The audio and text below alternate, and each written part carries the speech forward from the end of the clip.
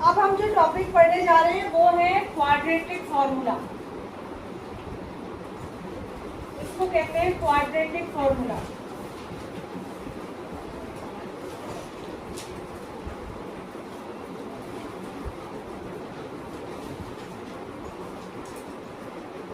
ये फॉर्मूला हम क्यों पढ़ते हैं, क्या पढ़ते हैं, इसमें क्या होता है वो देखो। जब हम कोई क्वाड्रेटिक इक्वेशन लिखते हैं तो क्वाड्रेटिक इक्वेशन की जो यहाँ देखिएगा कोई पन्ने नहीं पलटेगा इस समय। क्वाड्रेटिक इक्वेशन की जो स्टैंडर्ड फॉर्म होती है वो होती है ax² + bx + c = 0, जिसमें a, b और c हमारे कोफिशिएंट है या कांस्टेंट नंबर होते हैं। तो ये जो तीन नंबर है इनके बीच में एक रिलेशन होता है। वो रिलेशन होता है, क्या होता है वो रिलेशन, b² - 4ac, यानी ac को मल्टीप्लाई करो, 4ac निकालो, मतलब a भी कोई नंबर है, b भी कोई नंबर है, c भी कोई नंबर है, a और c को मल्टीप्लाई करके उसको 4 से मल्टीप्लाई करो, एक नंबर आएगा आपके पास, और b भी एक नंबर है तो उसका स्क्वायर भी एक नंबर आएगा आपके पास। इन दोनों को माइनस करके देखो, इन दोनों को घटा के देखो। तो जब हम इन दोनों को माइनस करके देखते हैं तो 3 पॉसिबिलिटीज होती है हमारे पास। या तो इसकी वैल्यू पॉजिटिव आती है, इसकी वैल्यू 0 आती है, या फिर इसकी वैल्यू नेगेटिव आती है। जब हम दो नंबर को घटाएंगे, कोई भी दो नंबर हो, ऑब्वियसली अगर दोनों में से पहला वाला नंबर बड़ा है और पॉजिटिव नंबर बड़ा है तो घटाने के बाद, माइनस करने के बाद हमें कैसा नंबर मिलेगा, पॉजिटिव। दोनों बराबर हैं तो माइनस करने के बाद 0 मिलेगा। एक नंबर बड़ा है और एक नंबर छोटा है, और बड़ा वो है जिसको बाद में रख रहे हैं, मतलब छोटे में से बड़ा घटा रहे हैं, तो हमें नेगेटिव नंबर मिलेगा। ठीक है, तो हम किसी भी क्वाड्रेटिक इक्वेशन में पहले ये चेक करते हैं कि ये क्या आ रहा है। इसको बोलते हैं डिस्क्रिमिनेंट। क्या बोलते हैं इसको, डिस्क्रिमिनेंट। ये जो b² - 4ac में निकालते हैं, इसको b² - 4ac को क्या बोलते हैं, डिस्क्रिमिनेंट बोलते हैं। क्या बोलते हैं, जोर से बोलिए, क्या बोलते हैं, डिस्क्रिमिनेंट। इसको निकालने का क्या फायदा होता है, इसको हम इसलिए चेक करते हैं, इससे हम चेक कर पाते हैं कि इसके रूट एग्जिस्ट करते हैं कि नहीं करते। माने किसी भी इक्वेशन को, क्वाड्रेटिक इक्वेशन को फैक्टराइज करने से पहले ये भी तो पता होना चाहिए कि इसके रूट आएंगे भी, निकल भी पाएंगे कि नहीं निकल पाएंगे। तो इसीलिए डिस्क्रिमिनेंट को चेक करते हैं। अगर ये पॉजिटिव आता है तो इसके 2 डिस्टिंक्ट वर्ड यूज होता है अलग अलग के लिए। रियल रूट एग्जिस्ट करते हैं, दो होते हैं डिस्टिंक्ट होते हैं, माने एक अलग आएगा दूसरा अलग आएगा, माने एक 2 आएगा तो दूसरा 4 आएगा, समझ में आ गया, दोनों अलग अलग होंगे। तो पहले तो रूट एग्जिस्ट करेंगे, रियल रूट एग्जिस्ट करेंगे, और वो डिस्टिंक्ट होंगे, दोनों अलग अलग। अगर 0 आ जाते हैं तो रूट एग्जिस्ट तो करते हैं लेकिन दोनों इक्वल रूट होते हैं, इक्वल रूट एग्जिस्ट करते हैं, माने x की दोनों वैल्यू सेम ही आएंगी। जैसे x = 1/2, 1/2, x = 2, 2 दोनों सेम आएंगे। और अगर ये 0 से छोटा आते हैं, नेगेटिव आते हैं, तो नो रियल रूट एग्जिस्ट, तब रियल रूट एग्जिस्ट नहीं करते, यानी उसके रूट नहीं निकाल सकते। आप उस इक्वेशन को फैक्टराइज करके रूट नहीं निकाल सकते। समझ में आ गया। तो ये तो होता है कि डिस्क्रिमिनेंट क्यों चेक किया जाता है, इसका क्या फायदा होता है। अब डिस्क्रिमिनेंट चेक कर लिया, उसके बाद एक ये फॉर्मूला होता है x = -b। b क्या है आपको पता है ना, अरे a b से क्या है पता है कि नहीं है, -b ± √b² - 4ac। ये आप सबको रटा हुआ होना चाहिए फॉर्मूला, होल अपॉन, ये अपॉन पूरा यहाँ तक लगा हुआ है, इक्वल टू के पहले, ये अपॉन b के नीचे 2a। इसमें सारी वैल्यू लगाते हैं, यहाँ पे प्लस माइनस लगा है, क्यों लगाते हैं इसमें वैल्यू, ये फॉर्मूला किस चीज़ का है, ये वैल्यू, ये फॉर्मूला भी रूट्स निकालने का ही है।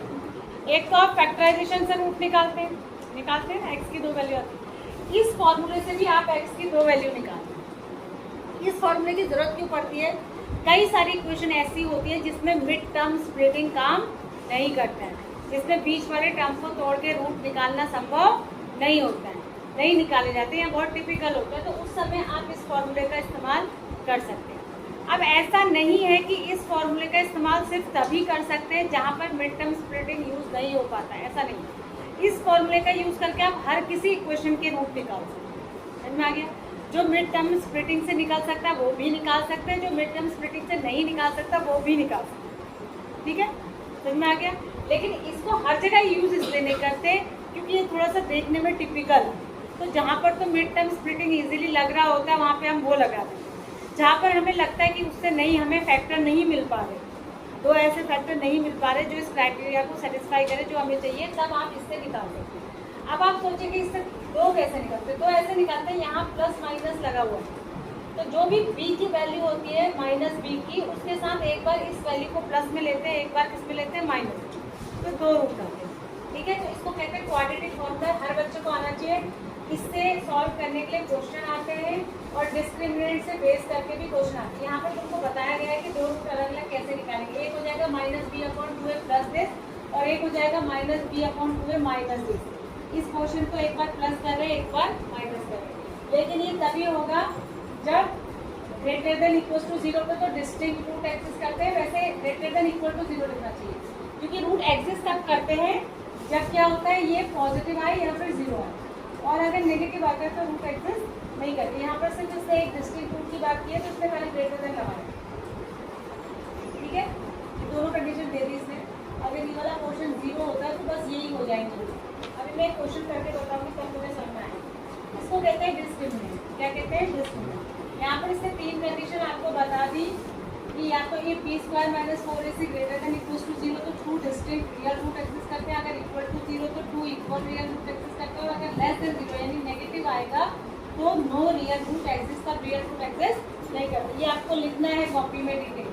ठीक है, डायरेक्ट क्वेश्चंस नहीं करेंगे। अब आ जाते हैं क्वेश्चंस। एक्सरसाइज नंबर 4.3 मैं एक को करके बता दूंगी आपको, बाकी आप करेंगे।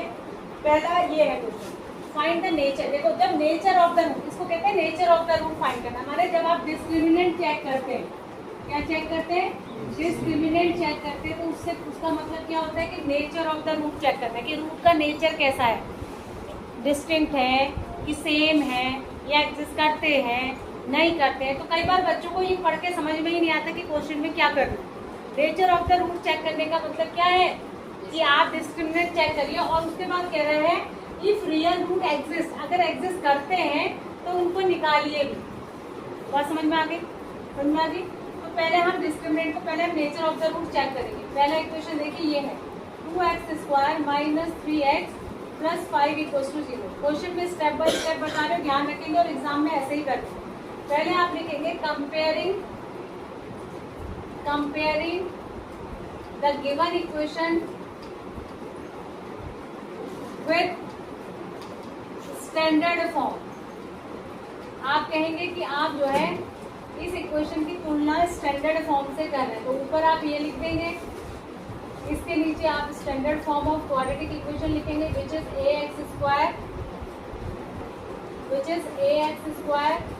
Plus bx plus c equals to 0। जब आप दोनों की तुलना करेंगे, कंपेयर करेंगे, तो आपको पता चलेगा a 2 है, b आपका -3 है और c आपका क्या है 5। ठीक है, तो यहाँ से फिर आप लिख लेंगे कि a 2 है, b आपका -3 है और c आपका 5 है। आपको a b c की वैल्यू पता चल गई। अब आप चेक करेंगे डिस्क्रिमिनेंट, तो अब आप लिखेंगे discriminant b square minus 4ac is equal to b square. B मेरा कितना है 3, तो 3 का स्क्वायर माइनस 4, ए मेरा कितना है 2 और सी मेरा कितना है 5। यही है ना? अरे यही है कि नहीं है? ठीक है, b -3 है मेरा माइनस। ठीक है, तो इसका स्क्वायर हो गया 9 माइनस 4 2 जा 8, 8 5 जा 40। जब मैं इसको माइनस करूंगी तो माइनस का 31 आ गया, यानी आपका b square minus 4ac less than 0 आ रहा है, यानी कि नेगेटिव आ रहा है। तो नेगेटिव आ रहा है तो आप क्या लिखेंगे? नो रियल रूट एग्जिस्ट, यानी इसके रूट एग्जिस्ट नहीं करते, रियल रूट एग्जिस्ट नहीं करते, तो इसको फैक्टराइज करना संभव ही नहीं। इसने कहा है तभी निकालने हैं रूट जब एग्जिस्ट करते हैं। समझ आ रहा है? अरे क्लियर है? अब एक दूसरी क्वेश्चन देख लेते हैं, ये वाला। ठीक है, ये हो गया। अब दूसरी क्वेश्चन देखते हैं, इसको देखते हैं कि इसके रूट एग्जिस्ट करते हैं। दूसरी क्वेश्चन है आपकी, दूसरी क्वेश्चन है 2x² -6x+3। अब मैं प्रोसीजर लिख नहीं रही हूँ, डायरेक्ट कर रही हूँ, आपको एक मैंने बता दिया। इसका कंपैरिजन करेंगे ax² + bx + c = 0 से, ठीक है। जैसे ही मैं कंपेयर करूँगी तो मुझे पता चलेगा कि a 2 है, b क्या है -6 है, इसमें साइन के साथ ही लेना है, और c 3 है। तो मैं लिख लूँगी कि a = 2 है, b = -6 है और c = 3 है। अब मैं निकालूंगी डिस्क्रिमिनेंट। क्या निकालूंगी मैं? डिस्क्रिमिनेंट निकालूंगी, विच इज b² - 4ac। ठीक है, मैंने निकाला b² मैंने -6 का स्क्वायर, -4 इंटू a माने 2, c माने 3, तो ये हो गया 36। माइनस के नंबर का जब भी स्क्वायर करते हैं तो वो प्लस में आता है। आप एग्जाम में गलती करते हैं, -6 का स्क्वायर करेंगे तो -36 लिख देते हैं, -6 का स्क्वायर करेंगे तो 36 होगा, -3 2 जा 6, 6 4 जा 24। यही आया आंसर। कितना आया है? 12 आ गया। तो यानी कि मेरा b² - 4ac is greater than 0 आया, और कितना आया? 12 आया, विच इज पॉजिटिव। तो 2 डिस्टिंक्ट रियल रूट एग्जिस्ट लिख देंगे। अब ये कह रहा है कि अगर रूट एग्जिस्ट करते हैं तो उसको फैक्टराइज करके रूट्स निकालोगे, ठीक है। तो अब रूट्स निकालो, लेकिन मैं यहाँ पर रूट्स निकालने के लिए आपको क्वाड्रेटिक फॉर्मूला से बता रही हूँ, जिससे कि आपको पता चले कि क्वाड्रेटिक फॉर्मूला कैसे लगाना, और आपके क्वाड्रेटिक से ही करेंगे। क्वाड्रेटिक फॉर्मूला के हिसाब से क्या होता है? x = -b ± √b²। ये फॉर्मूला आपको याद होना चाहिए, तभी तो आप एग्जाम में फॉर्मूला लगाएंगे। जब याद ही नहीं होगा कहाँ से लगाएंगे? तो x = -b, b मेरा कितना है? 6 है ना। एक तो फॉर्मूले में माइनस है और एक मेरा b भी माइनस में ही है, समझ रहे हो। तो ये 6 हो जाएगा, माइनस करके -b हो जाएगा ना ये, ठीक है। 6 plus minus root b² - 4ac तो मैं ऑलरेडी कैलकुलेट कर चुकी हूँ, विच इज 12। तो यहाँ पर मैं √12 कर दूंगी, ठीक है। होल अपॉन 2a, a मेरा कितना है? 2, ठीक है। तो ये कितना हो गया? 6 प्लस माइनस √12 अपॉन 4, ठीक है। अब मैं इसको क्या लिखूंगी? 6 प्लस माइनस √12 को क्या लिख सकते हैं? 4 3 जा 12 होता है, 4 3 जा होता है कि नहीं? अरे 4 3 जा 12 होता है, तोड़ दिया तो 4 का 2 बाहर आ जाएगा, इसको 2√3 लिख सकते हैं, अंदर 3 रह जाएगा, 2 बाहर आ गया, 4 का अपॉन। अब इन दोनों में से ये 2 यहाँ है और ये 6 है, इसमें भी 2 का टेबल जाता है, तो 2 कॉमन ले सकते हैं ऊपर वाले पोर्शन से। तो जब मैं ऊपर वाले पोर्शन से 2 कॉमन लूंगी तो यहाँ क्या बचेगा? यहाँ बचेगा 3, 2 3 जा 6 प्लस माइनस √3 हो गया, ये 2 तो बाहर आ गया, अपॉन 4, तो ये कट गया, 2 जाता। और मेरे पास क्या बचा? 3 plus minus x = 3 plus minus √3 upon 2। लेकिन ये प्लस माइनस है, यानी ये 2 जुड़े हुए रूट है। तो एक बार 3 के साथ इसको प्लस में ले लेंगे, एक बार माइनस में, तो एक तो आ जाएगा x = 3 प्लस √3/2, और दूसरा रूट आ जाएगा x = 3 माइनस √3/2। तो ये 2 रूट्स हो गए।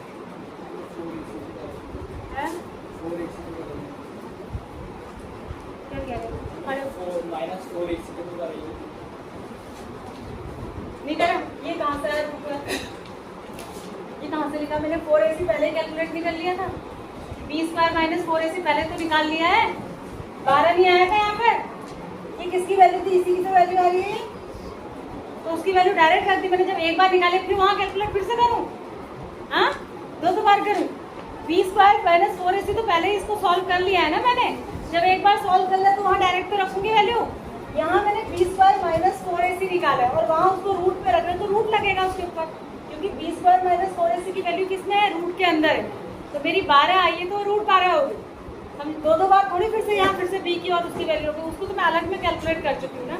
जब आप डिस्क्रिमिनेंट चेक कर रहे हैं पहले ही, तो इसका कैलकुलेशन तो आप पहले ही कर दे रहे हैं कि इसकी वैल्यू कितनी निकल के आएगी, फिर तो जो वैल्यू आई वही रखनी है, वहाँ 2 बार थोड़ी ना अपने काम बढ़ा है, ठीक है। तो इस तरीके से 2 रूट निकल के आते हैं। तो ये है कि आप किस तरीके से क्वाड्रेटिक फॉर्मूला अप्लाई करते हैं। समझ में आ गया आपको? आगे बढ़ जाए, आगे बढ़े। कितने बजे लगेगा? आज तो टाइम टेबल भी अलग है, 1:50। यहाँ देखो, ठीक है। एक मैंने बता दिया, एक और मैं इसका बता दे रही हूँ, क्योंकि रूट वाला क्वेश्चन है तो मैं बता देती हूँ। आपके पेट में तो रूट को देखते ही दर्द शुरू हो जाते हैं, है ना। चलिए ये है इक्वेशन, इसका कंपैरिजन हम करेंगे A X square plus B X plus C equals to 0। तो बताइए ए कितना हुआ यहाँ से, ए हुआ 3, बी कितना हुआ, बी हुआ -4√3, पूरा नंबर आएगा -4 कह रहा है, सी इक्वल्स टू 4। ठीक है, समझ आया। अब मैं पहले सबसे पहले डिस्क्रिमिनेंट की चेक करूंगी, बी स्क्वायर माइनस 4ac की वैल्यू चेक करूंगी। तो बी स्क्वायर माइनस बी मेरा ये है, इसका स्क्वायर -4 इंटू ए इंटू सी। देखो 4 का स्क्वायर होगा तो कितना होगा 16, और √3 का स्क्वायर होगा तो कितना होगा 3। तो ये पूरा ऐसे होगा। ठीक है, -4 4 जा 16, 3 जा 48। ठीक है, और 16 3 जा ये भी 48, 48 - 48 0, यानी बी स्क्वायर माइनस 4ac की वैल्यू मेरी कितनी आ गई 0। जब 0 आती है तो टू इक्वल रूट एग्जिस्ट आता है, इक्वल और रियल रूट एग्जिस्ट, दोनों रूट इक्वल आएंगे, ये होगा। ठीक है, चलिए अब इसको करिए, कैसे करेंगे आप देखो, सारी कहानी खत्म हो गई। बी स्क्वायर माइनस 4ac वाला तो पोर्शन ही 0 हो गया। तो जब मैं क्वाड्रेटिक फॉर्म में लगाऊंगी x equals to -b plus minus root b square minus 4ac, ठीक है, अपॉन 2a। तो ये तो 0 है ना, अरे ये 0 आ गया कि नहीं आ गया। तो x equals to -b, minus एक फॉर्मूले में माइनस है और मेरा b भी माइनस में ही है ना, प्लस -0, अरे ये तो 0 आया ना मेरा, अपॉन 2a, a क्या है मेरा b, है ना। तो ये क्या हो गया, x इक्वल्स टू -4, माइनस में हट गया, माइनस से माइनस प्लस हो गया, 4√3 प्लस -0 अपॉन 6। तो एक बार +0, एक बार तो वही आ गई, 4√3 अपॉन 6, एक बार +0, तो यही हो गया ये, और एक बार माइनस में हो गया, x इक्वल्स टू 4√3 -0 अपॉन 6, तो -0 करेंगे तभी भी यही बचेगा। इसको और कट कर लो, 2 2 जा 4, 2 3 जा 6, तो ये हो जाएगा 2√3 अपॉन 3, और ये भी 2√3 अपॉन 3 हो गया। तो दोनों सेम रूट आ गए। ठीक है, 2 इक्वल रूट एक्सिस, बात समझ में आ गई। तो इस तरीके से क्वाड्रेटिक फॉर्मूला अप्लाई करते हैं और इस तरीके से nature of the root check करते हैं। क्या किसी को डाउट है इसमें, कर लेंगे। अब इन क्वेश्चन में क्या फर्क है, इन क्वेश्चंस में पहले आपको इक्वेशन बनानी है, क्योंकि ये वर्ड प्रॉब्लम है तो बनी बनाई नहीं है, आपको खुद बनानी है। अच्छा एक क्वेश्चन और बता रही, यहाँ देखो, इसमें कह रहा है फाइंड, ये क्वेश्चन मोस्ट इंपॉर्टेंट है एग्जाम के लिए, ऐसा क्वेश्चन आता ही आता है। Find the value of the के, अगर क्वाड्रेटिक इक्वेशन ये दी है और इसके 2 इक्वल रूट है, देखो दोनों बातों को समझो। अगर हम कह रहे हैं b square minus 4ac is equal to 0 आ जाए तो इक्वल रूट एग्जिस्ट करते हैं, ठीक है ना। और अगर ऑलरेडी कह रहा है कि इक्वल रूट एग्जिस्ट करते हैं तो इसका मतलब b square minus 4ac is equal to 0, यही तो मतलब हुआ। तो बी स्क्वायर माइनस 4ac 0 रख देना, बी निकालना, कंपैरिजन करना स्टैंडर्ड फॉर्म से, ए निकालना, बी निकालना, सी निकालना, यहाँ रख देना, इक्वल टू करके क्या रखना है 0, क्या रखना है 0। जब सब कुछ रखोगे तो तुम्हें दिख रहा होगा बी की जगह के है ना, तो के की वैल्यू आ जाएगी। बाकी सब नंबर पता है, ए और सी पता है, बी की जगह के है। जब इक्वल, ये बिल्कुल मत मान के चलिए कि जितने क्वेश्चन आप एनसीईआरटी के कर रहे हैं उतने में आपकी 10th की तैयारी हो रही है। मैं बार बार कह रही हूँ, घर पे अदर बुक से, अदर चीज़ों से क्वेश्चन करिए, ठीक है। जितना कंसेप्ट पढ़ा दिया उस पर बेस क्वेश्चन करिए। अभी मेरे पास स्टडी मटेरियल है, उससे भी कराऊंगी, फिलहाल पहले ये हो जाए। Find the value of k for each of the following quadratic equation so that they have 2 equal roots. मतलब ये जो लिखा है ये इसने कहा है कि उनके इक्वल रूट्स हैं। कैसे रूट्स हैं, इक्वल रूट। तो जब इक्वल रूट्स होते हैं तो कंडीशन होती है कि बी स्क्वायर माइनस 4ac 0 के बराबर होता है, हमको चेक नहीं करना है, ठीक है, क्योंकि उसने खुद ही बोला है कि इसके कैसे रूट्स है इक्वल। तो आप, क्योंकि ये क्वेश्चन तुम्हें जरा ज्यादा टफ जैसा दिखाई दे रहा होगा, मैं घर वाला बता दूँ कि पहला तुम कर दो, ठीक है ना, करोगे ना। तो इसको करते हैं। तो क्वेश्चन है मेरा के एक्स, इसके बहुत क्वेश्चन आते हैं इस टाइप की, के की वैल्यू निकालने वाले, ठीक है। अब मैं लिखूंगी since it has 2 equal roots so b square minus 4ac should be 0। ठीक है, अब इसका कंपैरिजन देखो, आपको इसका कंपैरिजन क्वाड्रेटिक इक्वेशन के स्टैंडर्ड फॉर्म से करना तो है, लेकिन अभी ये स्टैंडर्ड फॉर्म में दिख नहीं रही है, तो पहले मैं इसको अंदर मल्टीप्लाई करके थोड़ा सा सिंप्लीफाई करूँगी, तब मैं कंपैरिजन करूँगी। अंदर जब मैं मल्टीप्लाई करूँगी तो ये हो जाएगा kx² minus 2kx plus 6 equal to 0। ध्यान ये देना है कि जो x² और x के अलावा है, जो x² और x के अलावा है वो सब कांस्टेंट है। समझ गए? इसमें बच्चे सेलेक्ट करने में कंफ्यूज होते हैं। तो जो x² और x के अलावा है वो सब कांस्टेंट है, यानी कि ये कांस्टेंट है, यानी कि ये कांस्टेंट है। ठीक है, तो इसका कंपैरिजन जब मैं ax² plus bx plus c equals to 0 से करूँगी तो मेरा a आ जाएगा k, मेरा b आ जाएगा माइनस का 2k और मेरा c आ जाएगा 6। ठीक है, तो अब मैं इसमें रख दूँगी इस इक्वेशन में b², b मेरा कितना है माइनस 2k, यानी माइनस 2k का स्क्वायर माइनस 4a मेरा क्या है k और c मेरा क्या है 6 इक्वल टू 0। ये हो जाएगा 2 का स्क्वायर 4 हो गया, k का square k² minus 6 4 24k equal to 0। इसको इधर ले जाएंगे तो ये हो जाएगा 4k² इक्वल्स टू 24k। एक k से एक स्क्वायर वाली टर्म कट जाएगी तो यहाँ बचेगा 4k इक्वल्स टू 24, तो k इक्वल्स टू आ जाएगा 24/4, तो k इक्वल्स टू आ जाएगा 6। तो k की वैल्यू भी इसमें निकालें। ठीक है, इस तरीके से ये क्वेश्चंस करने। क्लियर है? इसका पहला पार्ट आप खुद ही स्वयं कर लेंगे, कर लेंगे ना। पहले पार्ट में स्क्वायर में ही एक क्वेश्चन, उसको अंदर अंदर कुछ भी मल्टीप्लाई करना है। ठीक है, आगे बढ़ जाओ। देखिए ये वाले क्वेश्चन तीन इसमें वर्ड प्रॉब्लम है, जिनके लिए पहले आपको एक क्वेश्चन फॉर्म करनी है, उसके बाद उसको सॉल्व करना है। इज इट पॉसिबल कह रहा है, क्या ये पॉसिबल है to design a rectangular mango grove, एक मैंगो ग्रोव डेवलप करना whose length is twice its breadth. ठीक है, क्या कह रहे हैं, एक ऐसा रेक्टेंगुलर गार्डन या ग्रोव बनाना क्या पॉसिबल है जिसकी लेंथ उसकी ब्रेथ की ट्वाइस हो, यानी अगर ब्रेथ x ले रही हो तो लेंथ 2x हो और एरिया जो हो, एरिया कितना हो 800, एरिया कितना हो 800। क्या इसको बनाना पॉसिबल है कह रहा है। If so find the length and breadth, अगर है तो लेंथ ब्रेथ निकाल। ठीक है, तो क्या होता है, लेंथ इक्वल्स टू मैंने ले लिया 2x और ब्रेथ इक्वल्स टू मैंने ले लिया x और एरिया इसमें कुछ दिया है 800। तो एरिया होता क्या है, लेंथ इंटू ब्रेथ ही तो एरिया होता है।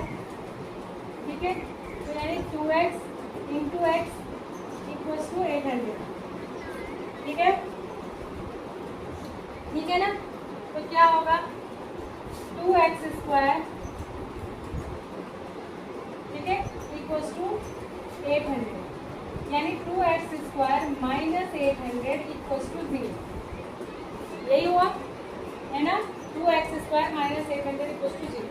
इसको स्टैंडर्ड फॉर्म में लिखेंगे 2x² माइनस 800, 800 तो कांस्टेंट वाली टर्म है, इसमें x वाली टर्म नहीं है, तो मैं लिख दूँगी 0 into x minus 800 equal to 0। जो टर्म नहीं है उसके लिए 0 इंटू लगा दे। क्यों लिखा मैंने, इससे कंपैरिजन करने के लिए, स्टैंडर्ड फॉर्म से कंपेयर करने के लिए मैंने ऐसा लिखा।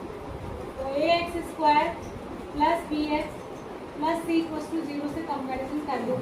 a आ गया मेरा 2, b आ गया मेरा 0, b क्या आ गया 0। ठीक है, और c मेरा क्या आ गया माइनस 800। तो कुछ हो, अब आप निकालेंगे b² माइनस 4ac।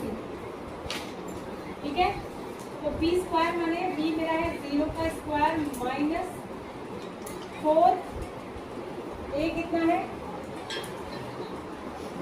कितना है 2, c कितना है माइनस का 800। ठीक है, तो कितना आ गया, ये प्लस हो गया, कितना है 64 ना, 4 टू 8 8 6400 आ गया। 6400 पॉजिटिव वैल्यू आई, जैसी वैल्यू आई पॉजिटिव वैल्यू आई। तो जब b² माइनस 4ac की वैल्यू पॉजिटिव आती है तो रूट एग्जिस्ट करते हैं, तो इसके रूट एग्जिस्ट करेंगे। तो हाँ, हम कहेंगे पॉसिबल है कि हम ऐसा ग्रोव बना लें तो अभी कह रहा है पॉसिबल है तो फिर इसकी वैल्यू निकालो। ठीक है, तो यहीं से हमारा आ रहा था, ये यहाँ से आ रहा था 2x² इक्वल्स टू 800, तो x² इक्वल्स टू आ जाएगा 400, तो x इक्वल्स टू आ जाएगा √400, तो x इक्वल्स टू आ जाएगा ±20। प्लस माइनस में लेंगे तो एक हो गया x इक्वल्स टू +20 और एक हो गया x इक्वल्स टू -20। इसको तो लेंगे नहीं, इसको लेंगे। तो यानी ब्रेथ होनी चाहिए 20 और लेंथ हो जाएगी 22। ठीक है, तो इस तरीके से इसको कर लो। तो पहले चेक करना है कि पॉसिबल है कि नहीं है, अगर है तो फैक्टराइज करना है और x की वैल्यू निकालनी है। आगे बढ़ जाए, समझ आ गया? जैसे इसने कहा ना पॉसिबल है या नहीं, अगर ये क्लॉज इसने लगा दिया है, पूछ लिया ऐसा क्वेश्चन में, तो वो चाह रहा है कि आप डिस्क्रिमिनेंट चेक करके दिखाएं। ठीक है, इसका मतलब यही है। तो अगर पूछ रहा है तो वो चाह रहा है कि आप डिस्क्रिमिनेंट चेक करें। उसके बाद है अगला, is the following situation possible if so determined their present ages? The sum of the ages of two friends is 20. So let the age of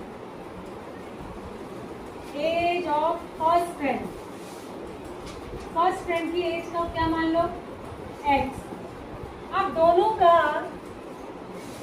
आ गया, दोनों का सम कितना है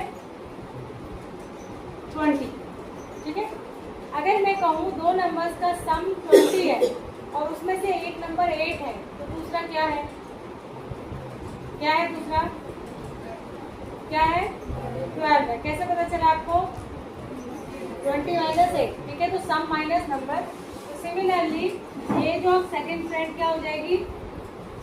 मैं ये इसलिए आपको बताती हूँ ताकि आप सही लिखें। कई बच्चे इसको ना उल्टा लिख देते हैं, उसको x - 20 लिख देते हैं। ऐसा नहीं करना, सम में से पहले की एक माइनस करनी। ठीक है, अब आगे भी इससे कुछ दिया होगा। 4 years ago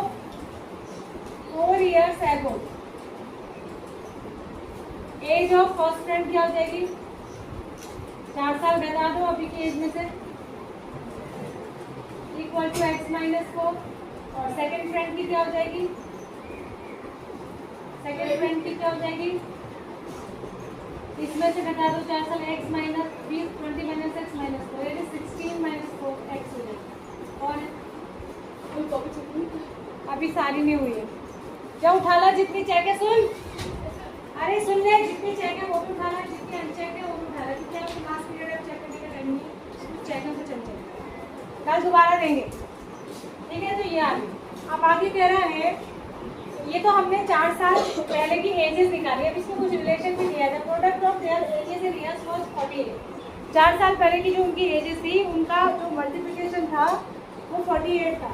यानी कि x - 4 पहले फ्रेंड की है, दूसरे फ्रेंड की है 16 - x। इनका मल्टीप्लिकेशन कितना था? 48। तो ये हो जाएगा 16x और x हो जाएगा -x²। फिर ये हो जाएगा, कितना हो जाएगा? 64, फिर -4x = 48। अब ध्यान से सुनो, क्योंकि x² माइनस में तो देखने में थोड़ा कन्वीनियंट लगे, इसलिए मैं पूरी इक्वेशन को उस साइड ले जा रही हूँ। तो इस साइड जो प्लस में था वो माइनस में हो जाएगा, जो माइनस में था वो प्लस में हो जाएगा, उस साइड जाए। और उधर 48 अपनी जगह ही है। तो जब मैं इसको वहाँ ले जाऊँगी तो ये माइनस में होगा और ये किस में होगा? प्लस में, और ये भी प्लस में। तो यानी x² प्लस का हो जाएगा, 64 भी प्लस का हो जाएगा, 4x भी प्लस का हो जाएगा, ये 16x माइनस का हो जाएगा और इक्वल्स टू नहीं 48 भी प्लस का ही रहेगा। ये इन्हीं के साथ हो जाएगा, क्योंकि इनको भी मैं उधर नहीं। तो अभी हो जाएगा x² और 16x में से 4x गए तो माइनस से 12x बचे, और 48 और 64 कितना हुआ बताओ? 48 और 64 कितना हुआ?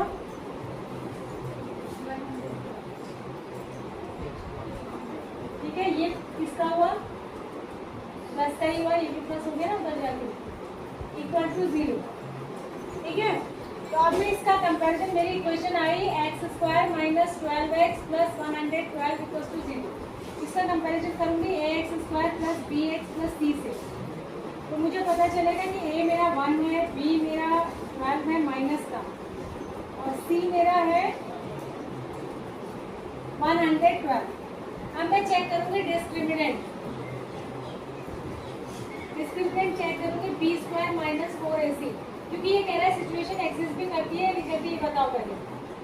बी स्क्वायर बने -12 का स्क्वायर माइनस 4 इंटू ए है 1 और सी है 112, ये कितना होता है 112 का स्क्वायर कितना होता है 144 माइनस,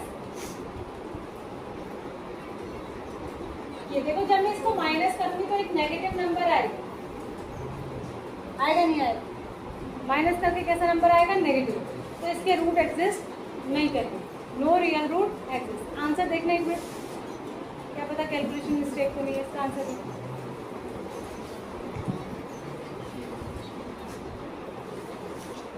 सेकेंड वाले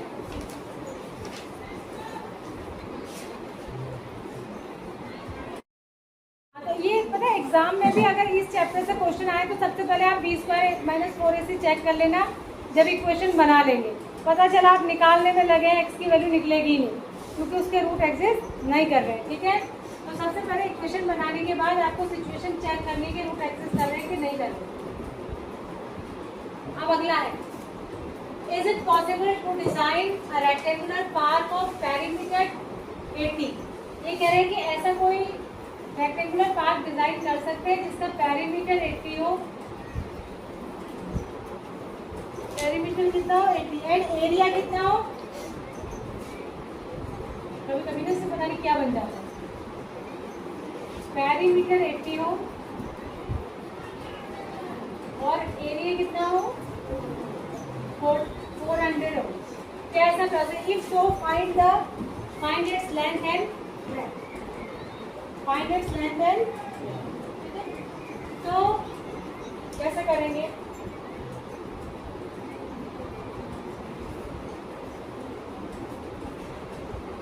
बताओ।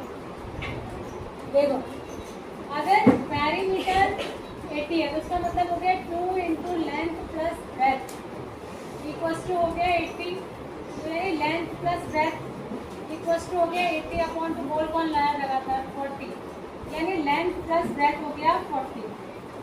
ठीक है, तो यानी कि अगर मैं लेंथ को x ले लूँ, if length equals to x तो ब्रेथ क्या हो जाएगी, ब्रेथ हो जाएगा लेंथ x से तो ये उधर जाके तो ब्रेथ हो जाएगा 40 माइनस x, यही होगा। ठीक है, अब एरिया क्या होता है, एरिया होता है लेंथ इंटू ब्रेथ होता है एरिया, तो लेंथ मेरी x है, ब्रेथ है 40 minus x equal to area equal to 400।